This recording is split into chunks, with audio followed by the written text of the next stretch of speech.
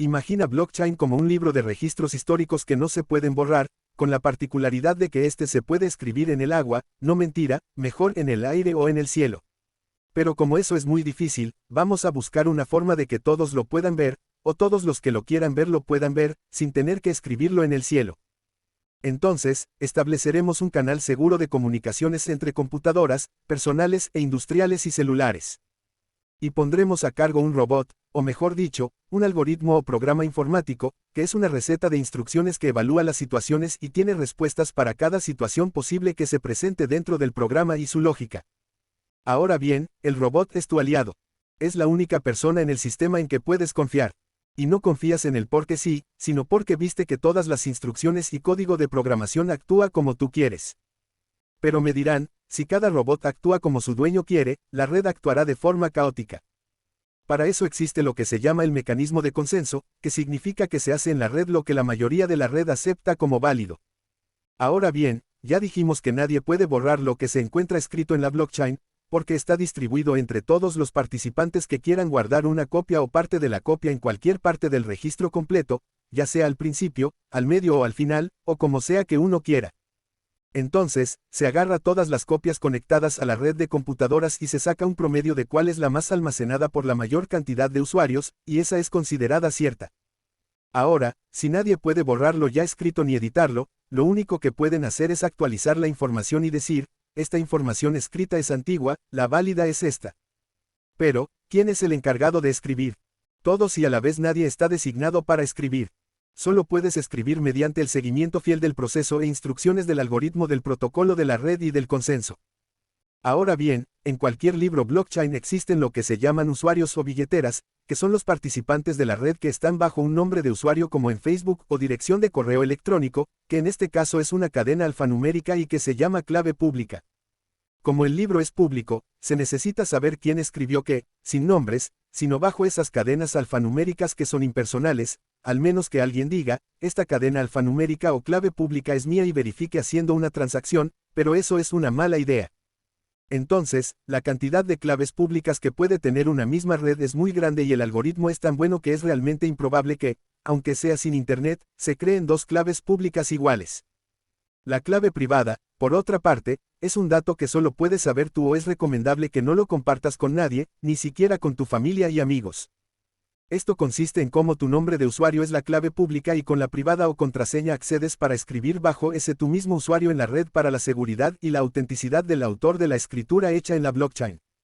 Un dato interesante es que no se puede saber con la clave pública cuál es la privada, pero con la clave privada se puede calcular cuál es la clave pública usando el algoritmo establecido por la red.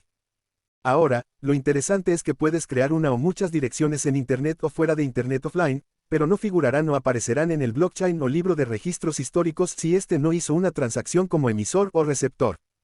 Todas las blockchains están protegidas y deberían estar actualizadas con la criptografía más robusta de ese momento o la robusta más viable de implementar para evitar que se hackee la red. La criptografía no es más que la disciplina y técnicas para agarrar un texto y, bajo instrucciones y recetas, convertirlo en un texto ilegible, que tenga una lógica o instrucciones de reversión al texto legible original. Otro mecanismo esencial del funcionamiento de blockchain es la función criptográfica hash. ¿Pero qué es un hash? Una función criptográfica hash, usualmente conocida como hash, es un algoritmo matemático que transforma cualquier bloque de datos en una nueva serie de caracteres con una longitud fija. Independientemente de la longitud de los datos de entrada, el valor hash de salida tendrá siempre la misma longitud. Por ejemplo, tenemos un archivo, que un archivo no es más que un texto. Cualquier archivo tiene un texto que se convierte en la computadora en lo que deseamos, dándole órdenes a las partes ejecutantes de la computadora, por ejemplo, pintar de verde los píxeles en la pantalla si se quiere mostrar una pera. Entonces, agarramos ese archivo que es un texto de 2 páginas y lo metemos a la función hash para saber su hash. Nos dará una cadena de 15 caracteres. Lo mismo con un archivo con un texto de 500 páginas. Lo metemos a la función hash y su hash será también una cadena de 15 caracteres. Veamos un texto corto. Por ejemplo, hola amigo. Lo ingresamos en el algoritmo hash y nos dará una cadena de 15 caracteres. El texto con una pequeña variación, le agregamos un punto al final, o al principio, o al medio, da igual, o le podríamos cambiar una letra como la O, hola amiga. Luego lo ponemos en una función hash y nos dará una cadena de 15 caracteres. Los hashes resultantes no se parecerán en nada, aunque el texto inicial sí se parezca. Esa es la magia de los hash. Otra característica de los hash es que se puede saber cómo será el hash de un texto cualquiera, pero no se puede saber con el hash cuál es el texto antes de ingresar en la función hash. Algo curioso de blockchain es que no todo el libro se anota en un mismo archivo, sino se divide en unidades fundamentales llamados bloques que son aproximadamente iguales entre sí. Cada bloque solo hace referencia al bloque anterior y a su propio hash o carnet de identidad y al hash y carnet de identidad del anterior bloque. La utilidad de los hash es que es difícil leer como humanos y comprobar manualmente que todas las letras o caracteres del archivo sean correctas y verídicas. Entonces, también lo es para un programa leerlo y gastar poder de cómputo. Por eso, lo que se hace es utilizar un programa que por primera vez lo analiza y le asigna un carnet de identidad o huella digital llamado hash.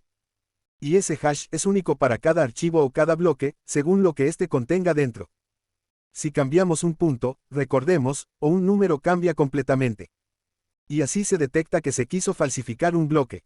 Aparte de calcularlo por primera vez, se los puede auditar y comparar con un programa externo, descargando el texto del bloque y calculando su hash en función del contenido interior del bloque o archivo de texto. Entonces, resumiendo la idea, blockchain es un registro histórico compartido que no se puede borrar.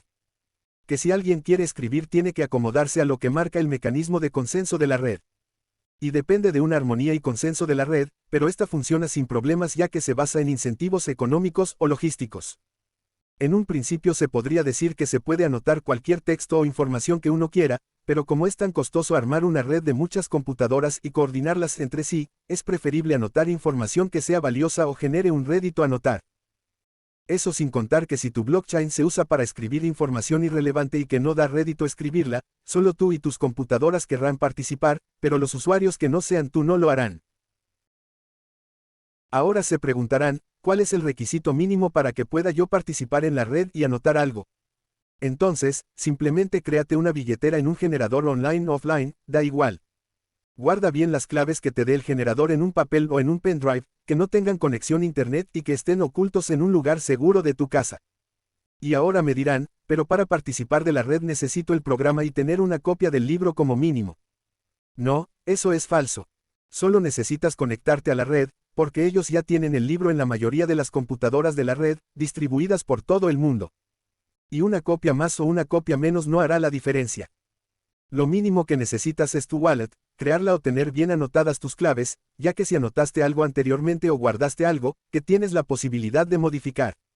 O sea, de actualizar esa información, porque no se puede modificar ni borrar. Entonces, si pierdes las claves, no podrás nunca más hacerlo, no importa si tienes o no una copia del libro.